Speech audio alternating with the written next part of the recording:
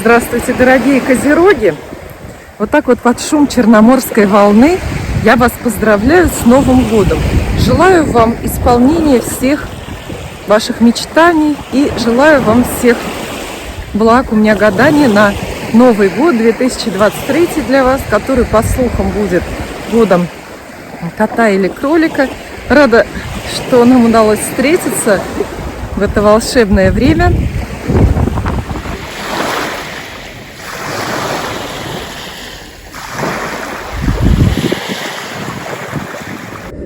Да, дорогие козероги, это будет гадание на новый наступающий год.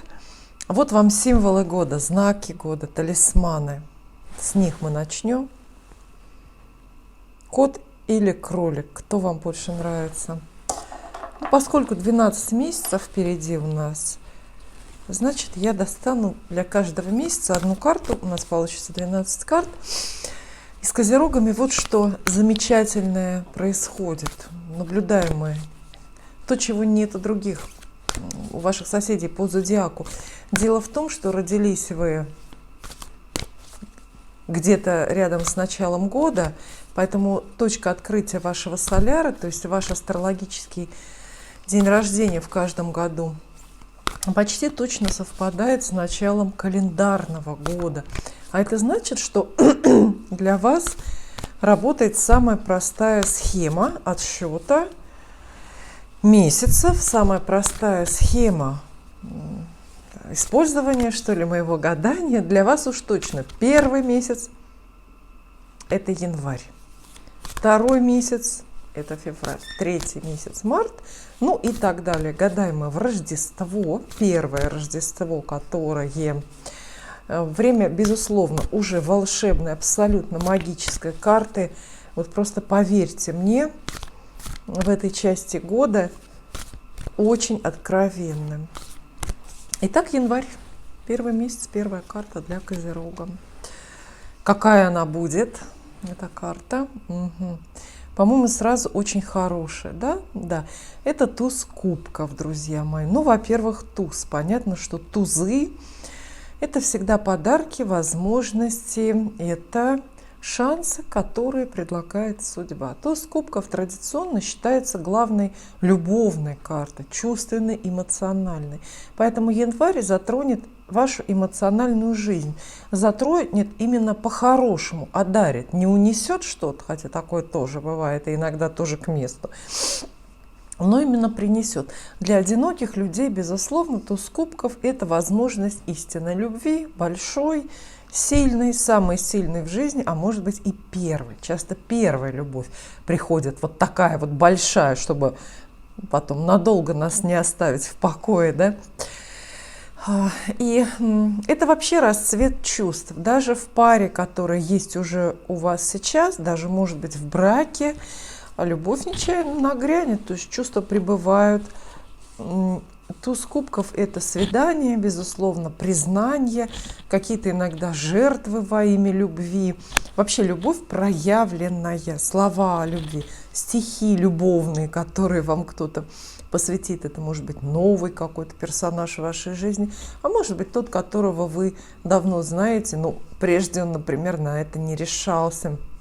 Туз кубков – это и проявление любви общегражданской, библейской любви. То есть это любовь к детям, любовь к родине, вдруг, которая приобретает какие-то осязаемые формы для вас.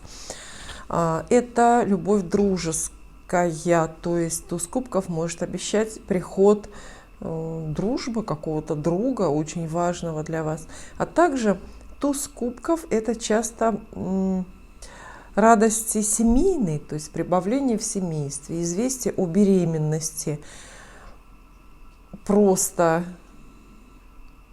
расширение состава семьи, да, за счет, не знаю, какого-то человека, который присоединяется, входит в ваш дом или, может быть, откуда-то возвращается. Это чувство, знаете, туз кубков – это такое «ах», когда вы всплеснули руками, может быть, прослезились от счастья и почувствовали давно, может быть, дремавшие ресурсы, любовные, нежные, какие-то очень эмоциональные. То есть вам, ну, во всех случаях предстоит Козерогу расчувствоваться. Ощущаете, да, даже по выражению, что это немножко не ваша карта. Козероги же вот такие, в общем-то, суховатые, подчеркнуто сдержанные люди с выраженными границами. И вы, наверное, игнорируете особо такие глубокие чувства, да? Но здесь придется побыть не собой, может быть. То есть какой-то, знаете, непривычный, нетрадиционный, в очень в непривычных для вас вибрациях месяц пройдет. Может быть, эта любовь другого человека окажется настолько обжигающей и сильной, а ваше чувство будет всего лишь ответным. Иногда бывает, так в песнях поют, что как бы моей любви хватит на нас двоих. Да, вот. Вполне возможно, что просто кто-то вам будет такие сильные чувства к вам будет проявлять, что вы хотите, не хотите, но будете вынуждены на них ответить в конце концов. Да? Все-таки сердце не камень. Вот, и так далее. В общем, ждите подарка. Если ваш вопрос строго про карьеру и про деньги, то туз кубков как раз об этом мало что говорит. Это подарок нематериального свойства, но иногда бывают это и деньги, но только тогда, когда они от знакомых людей. То есть это тоже как бы проявление любви. То есть подарок может быть материальный, дорогой подарок, машину вам муж какую-то новую дарит, да? Это вроде бы подарок материальный, но мы понимаем, что это все равно всего лишь воплощение его чувств, глубины чувства, любви. Далее прекрасная карта, чудесное начало года. Далее февраль, второй месяц и вторая карта. Кто это?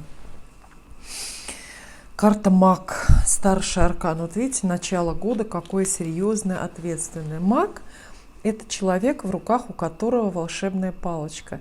И этот человек часто вы. Тогда карта сообщает вам какие-то необыкновенные, магические, волшебные возможности. Вы можете менять жизнь, менять ее в какой-то части, в семье, в работе, может быть, в профессии.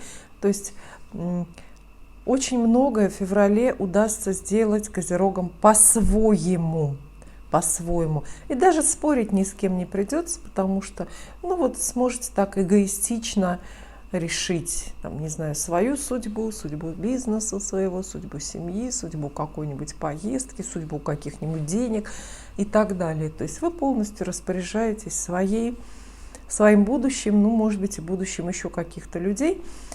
Карта спешит к вам как совет, нужно будет поспешить, то есть как совершить поступок. Февраль для того, чтобы вы совершили поступок, не оглядываясь на мнение других.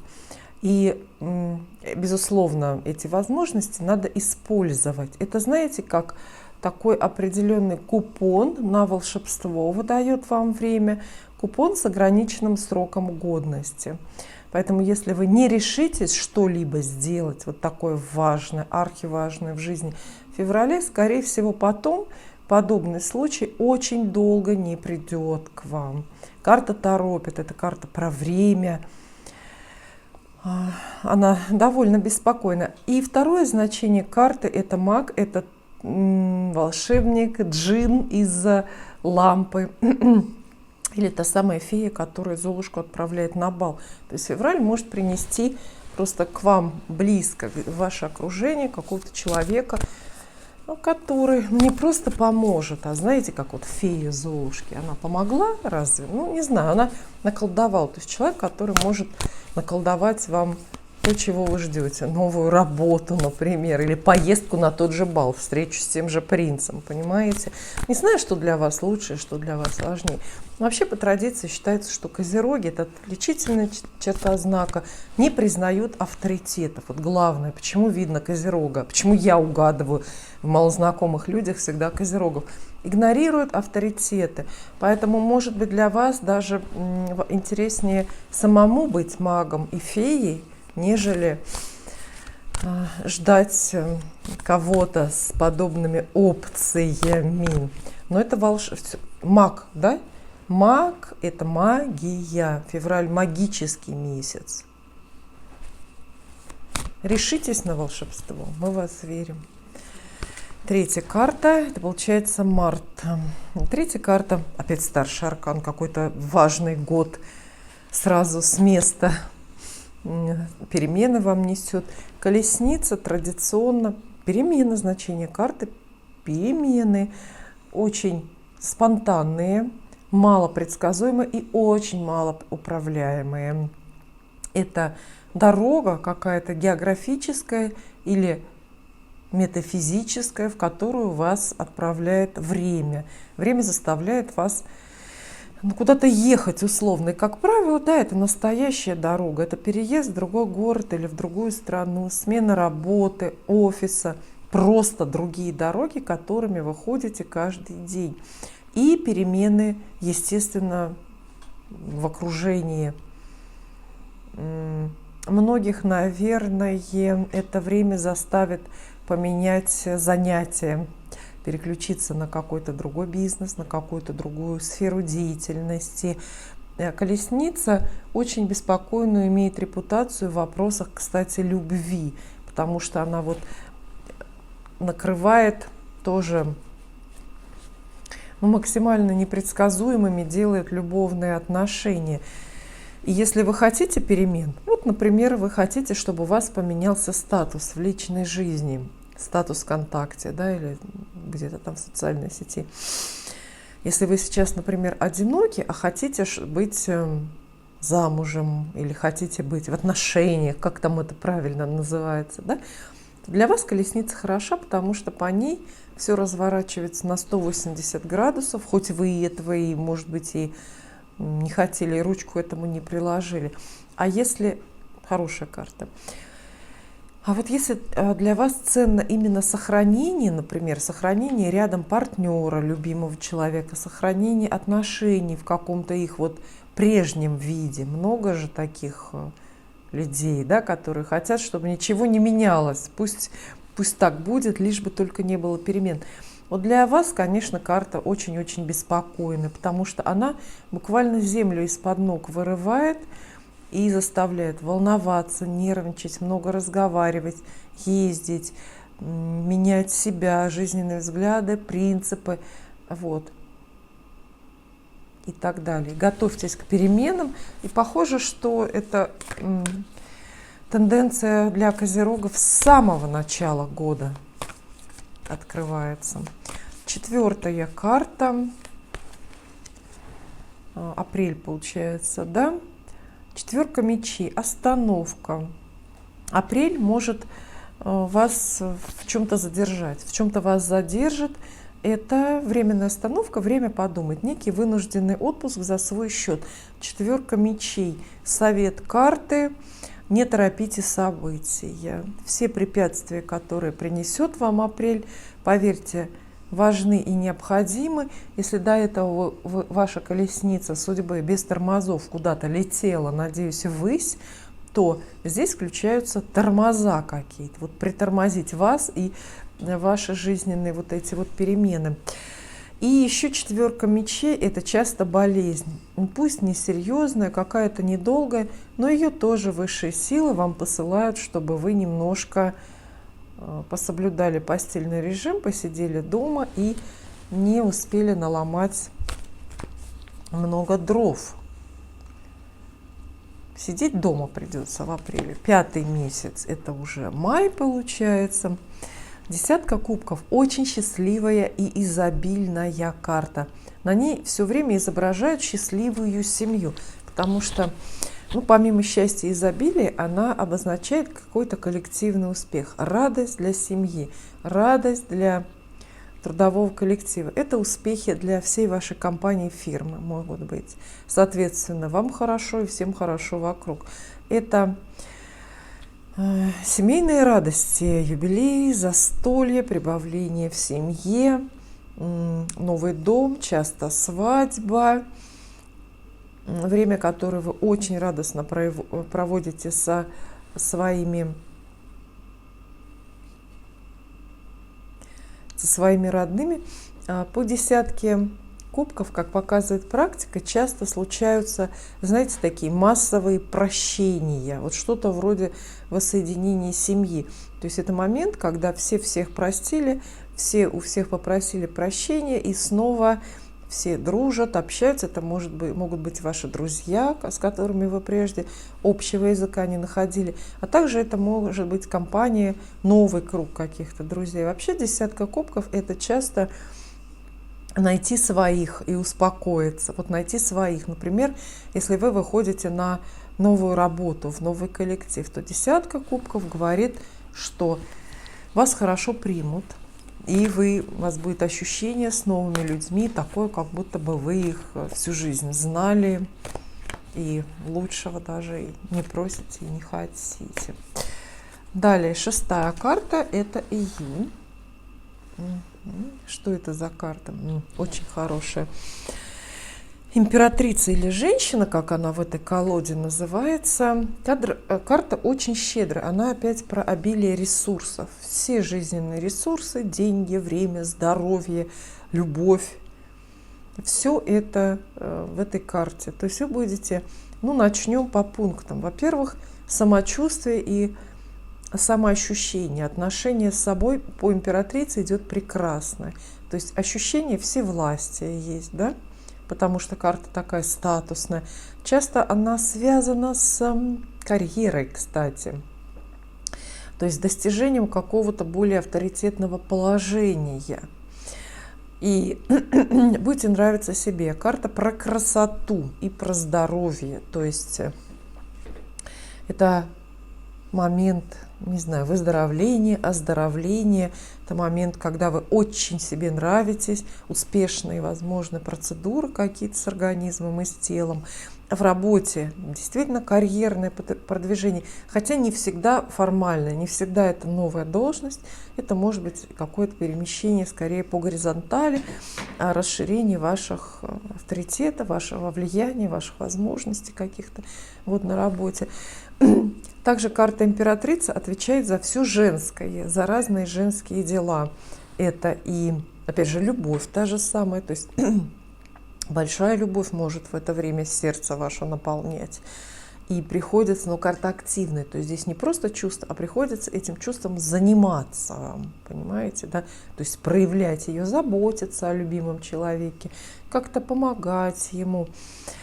Карта еще имеет отношение к женскому здоровью, то есть вы тут забываете свои женские болезни, и к материнству, беременность, роды, планирование семьи, планирование, когда вы родите следующего ребенка. Это все тоже императрица. Просто очень счастливая карта для женщин. Для мужчин значение императрицы может существенно отличаться. Но в любом случае карта хороша и для денег, и для карьеры, и для здоровья. Она не имеет никаких отрицательных значений. А советует, много всего советует. Но главный совет этой карты – быть щедрыми. То есть ваш июнь должен быть щедрым. Вы должны раздавать, когда у вас много. Нужно делиться. Далее, седьмая карта, июль. Семерка кубков. Ну что ж, вот опять остановка. Видите, у вас время такое подарочное и, скажем, умеренно активное, перемежается остановками. Семерка кубков – это время выбирать. Часто выбор этот ложный. То есть вы можете выбирать между разными местами работы, между разными должностями, между разными домами, например, или между несколькими завидными женихами. Можете выбирать, куда поехать или куда пойти учиться, неважно. Самое главное, что семерка кубков предупреждает весь выбор и связанные с этим беспокойство, все это будет очень-очень напрасное, ложное. И пустая карта называется ложный выбор. И тоже я очень понимаю появление этой карты. Вот она обусловлена, потому что до этого, посмотрите, как все хорошо. Судьба вас наградила и чем угодно, и любовью близких, и не близких, и просто любовью, и друзьями, и успехами на работе и так далее. И неизбежно вот эта какая-то пресыщенность, знаете, когда всего много, когда в жизни отсутствует какой-либо дефицит, как говорил классик, пусть все будет, но пусть чего-то не хватает. И изобилие такое чрезмерное всегда же приводит к какому-то, ну что ли, расстройству, вот, да, потому что надо выбирать, куда, на что тратить, на что растрачивать эти ресурсы такие богатые, на что потратить богатство. А вам богатство именно карты обещают. Ну что ж, и в итоге в июле может вообще ничего не произойти, потому что вы выбирали и ничего не выбрали. Далее август. Это значит карта 8, да, получается. Принцесса жезлов. Интересное предложение. Карта обозначает мысль, идею, новость, сообщение. Это момент, когда вас куда-то приглашают работать или учиться, или заниматься бизнесом. В общем, это вот призыв к действию, приглашение к какому-то новому делу. Карта фигурная, поэтому, конечно, это приглашение идет от человека. В вашей жизни в августе появится новый человек, молодой человек. В некоторых случаях это может быть и романтический партнер, потому что именно пажи или принцесса, как в этой колоде, обозначают появление новых людей, то есть новое знакомство. Да, может быть романтическое знакомство с молодым огненным человеком, с человеком огненной массе. Некоторые из них козерогам вполне себе подходят. Некоторые, да? Не будем уточнять.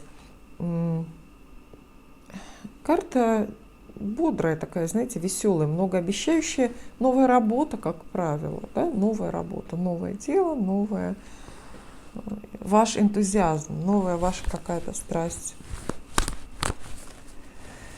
к жизни.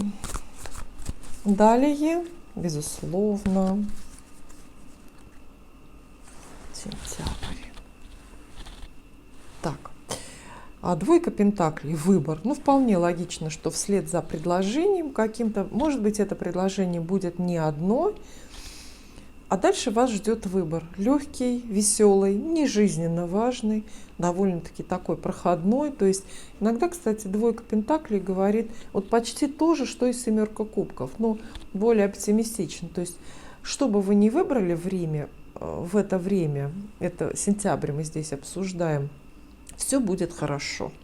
То есть в июле, что бы вы ни выбрали, все будет плохо, не получится выбрать ничего путного в жизни. А в сентябре, видите, это то же самое, но и не то же самое. В сентябре, получается, все, что вы будете выбирать, можете выбрать что угодно, и то, и другое будет хорошо. Например, выбор из 2 вакансий, из 2 каких-то рабочих мест. Да? Часто люди голову ломают и буквально сходят с ума, не могут выбрать все-таки туда или сюда пойти, и обращаются и к картам, и заказывают гороскопы, и, не знаю, просто истязают себя. А по факту оказывается, что оба варианта вполне хорошие, приемлемые и абсолютно равноценные, совершенно равнозначные. Двойка пентаклей как раз предлагает 2 каких-то равнозначных варианта. В любви возможно, то есть вы выбираете, например, ну что такое двойка? 2 варианта, да, первый, развестись или не развестись с мужем, допустим, возьмем такую драматичную ситуацию. Выбор может казаться мучительным, но на самом деле вот как раз двойка пентаклей говорит, что бы вы ни выбрали, и так будет хорошо. Разведетесь? Отлично. Что-то найдете для себя новое, свободой будете наслаждаться. Не разведетесь? Еще лучше. Поживете еще с хорошим человеком. А может, того и гляди, любовь обратно вернется у вас. То есть это очень веселая карта, легкая. И она приглашает, призывает именно легко относиться к жизни. Даже если кажется, что сейчас неподходящее для этого время. Вот так вот. Еще двойка пентаклей – это все по 2. Бывает такое время, знаете, закон парных случаев, все по 2. Позвали на хорошую работу, тут же второй вариант, опять на хорошую зовут. Парень хороший, хлопец какой-то позвал вас на свидание, да? Вот. И вы уже было собрались, а тут и второй, не хуже, появляется. Это все по 2. Хороший легкий месяц. Такое теплое, оптимистичное начало осени. Далее октябрь для Козерога. Семерка мечей. Своеобразный год у вас очень получается. Посмотрите, да, какой своеобразный год. Как много разных энергий намешано. Но вот один принцип я вам точно прям провозглашу. Можете его записать и потом вспомните меня, да. У вас, ну, по крайней мере, вот до октября, пока мы дошли до этого момента, у вас не будет возможности что-то принципиально важное в жизни выбирать. То есть год хороший, многим вас одарит, но это не результат ваших усилий, не результат ваших подвигов и не результат, что интересно, вашего выбора. Как будто бы вы полностью не контролируете ситуацию. У вас идет изобилие, довольство жизнью, много волшебства, много любви, но все это, ну, по распоряжению Вселенной, что ли, так скажем. Видите, карты вот отрицают крупный жизненно важный выбор. Всем нам стоит об этом, кстати, чаще думать, о том, что мы мало чего в жизни выбираем. Мы получаем, и у нас жизнь бывает хорошая или не очень хорошая. Но это потому, что просто ангелы где-то там на небе решают нас одарить или обобрать. Вот у вас именно такой год. Вот семерка мечей появляется, карта октября. Это время, ну, тоже во многом какие-то жизненные проекты остановятся, потому что это хитрое, в чем-то вероломное даже время. Вы можете сталкиваться с ложью, с обманом, с неискренностью, с какими-то очень поддельными чувствами со стороны других людей, с тайными разговорами. Карта вам советует тоже не совершать резких движений, не принимать каких-то жизненно важных решений. По крайней мере, здесь нужно будет всю свою хитрость как-то взять в кулак. Будьте осторожны с семеркой мечей. Вам всегда просто кто-то чего-то не договаривает. Например, идете устраиваться на новую работу, а вам не договаривают ваши должностные обязанности или продолжительность рабочего дня, или не договаривают, как вам будут платить, например, да, система оплаты до конца. Хуже, если это некая тайна, неискренность в семье, в семейных отношениях, в любовных отношениях. И по факту вот под семеркой мечей, это ваш октябрь, тоже может не произойти вообще ничего, знаете, потому что вот так вот. Например, если речь о партнерстве говорит, какой-то договор вы заключаете, например, в бизнесе, или судитесь с кем-то, какие-то ответственные, серьезные дела, каждый из противников пытается обойти, переиграть, обдурить, что ли, как бы другого. И в итоге ни один не совершает никаких действий, никаких шагов, да. Мне кажется, что иногда любовные истории развиваются или наоборот не развиваются, простаивают вот по этой схеме, да. Далее ноябрь, 11-я карта для Козерога.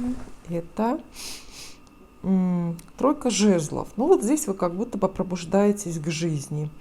Тройка жезлов – это карта продолжений, карта лозунга, девиз «Продолжай». То, что вы прежде отложили и бросили, учебу, работу, какой-то роман, ремонт, может быть, дальнюю дорогу. И тут приходит повод просто все это продолжить. Карта полна оптимизма, и она говорит, да, что худшее, что вы можете в это время сделать, это сдаться или продолжать откладывать еще дальше, потому что не надо. Здесь это для какого-то старта. Правда, старт, знаете, тройка жезлов, это всегда старт несколько повторный. Это вы возвращаетесь к какому-то делу, которое начинали прежде и бросили по разным причинам. Это бизнес, и творчество, может быть, и отношения с каким-то человеком. Бодрая карта и совет: продолжайте. Все, что у вас на данный момент скопится в жизни, какие будут желания, задания, занятия, все это продолжайте. Ну, вероятно, будут силы. И 12-я карта, конец вашего года, декабрь для Козерога. Ох, старший аркан, крупная карта и ответственная. Это, конечно же, жрец, верховный, здесь шаман, наверное, какой-то, да? Ну, жрец, иерофант, эта карта называется, в общем-то, в классике. Это время подумать. Вообще, хорошо, что она выпала здесь, 12-й картой, потому что карта эта имеет астрологическое соответствие со знаком Стрельца. А значит, с декабрем месяцем, значит, с 9-м домом гороскопа и вашего тоже. То есть, ну, в целом предполагаем, что декабрь в каждом году для каждого это время учиться, думать, философствовать, менять веру или находить ее, наконец, находить учителей, людей, за которыми хочется следовать, и там духовных каких-то наставников. Вот. А для вас все это становится особенно актуально. Жрец. Это, опять же, во-первых, ваш портрет. То есть вдруг в декабре вот вы задумываетесь и переоцениваете жизненную какую-то свою программу. И часто идете учиться именно, потому что жрец – это еще и появление какого-то очень авторитетного человека, вот того самого учителя, о котором вы, может быть, всю жизнь грезили и которого встретили только теперь. Жрец, как и в целом вообще вот этот декабрь, вот этот 9-й дом, это все отсылает нас к темам дальних дорог. Но здесь, знаете, если дорога случится, да, напрямую карта не обещает дорогу. Дороги там раньше у вас были. Вот. А если уж это мы про дорогу говорим, да, то эта дорога очень осмысленная и с какой-то такой вот философской, глубокой нагрузкой, что ли, то есть на уход в монастырь, если дорога, да, нужен пример, вот дорога по карте жрец, это дорога в какой-то вот отдаленный монастырь в Индии там или в Тибете, правда? Вот. Задумываетесь о вопросах веры или идете учиться. Мне вот нравится больше всего версия с появлением учителя, потому что вы знаете, да, что вообще наша жизнь, все наши возможности определяют люди, у которых нам посчастливилось или не повезло учиться. Это наставник, может быть, какой-то для вас в профессии, в творчестве, может быть, пастырь какой-то, да, вот проводник по вере. Вот. Прекрасная карта и очень такое добродетельное, честное завершение года. Еще раз я вас поздравляю с Новым годом. Увидимся.